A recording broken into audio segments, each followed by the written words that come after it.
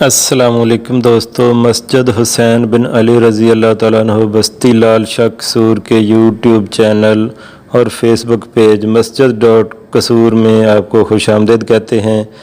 جید علماء کرام especially doctor شرافت علی صاحب اور علامہ ابتسام علی ظہیر صاحب کے دروس سننے کے لیے ہمارے چینل کو سبسکرائب کریں اور بیل کے بٹن کو بھی ضرور دبائیں تاکہ ہماری ویڈیو آپ کو سب سے پہلے مل سکے، اور ہمارے ویڈیو کو لائک ضرور کریں۔ لائک کرنے سے آپ کا تو کچھ خرچ نہیں ہوگا لیکن ہماری حوصلہ افزائی۔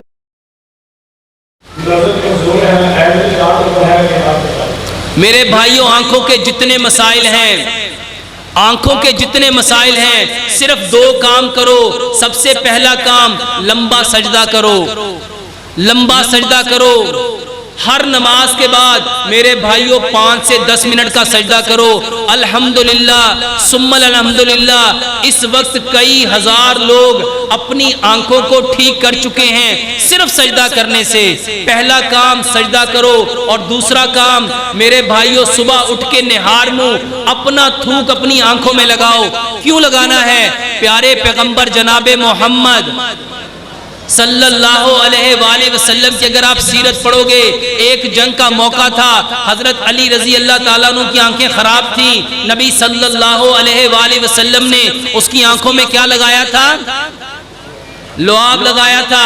ایک صحابی کی آنکھ پہ تیر لگا، ڈیلا باہر آ گیا، نبی صلی اللہ علیہ وآلہ وسلم نے ان کی آنکھ میں کیا لگایا؟ اور وہ آنکھ دوسری آنکھ سے ان کی بنائی ہمیشہ زیادہ رہی۔ سائنس نے اس کے اوپر ریسرچ کی اور آج سلائیوا تھراپی علاج بن گیا۔ بتانے والے پیارے پیغمبر جناب محمد صلی اللہ علیہ وآلہ وسلم، اور آج اس پہ عمل کرنے والے کون؟ میرے بھائیوں، آنکھوں پہ اپنا تھوک اپنی آنکھوں میں لگاؤ۔ جتنے لوگوں کی نظر کمزور ہے، چاہے نزدیک کی ہے چاہے دور کی ہے، ڈبل ویژن نظر آتا ہے، دھندلا پن نظر آتا ہے، آنکھوں میں جالا نظر آتا ہے، صرف سجدہ کرو اور اپنا تھوک لگاؤ۔ تھوک لگانے سے پہلے ایک کام کرو، رات کو اپنے دانت صاف کرو۔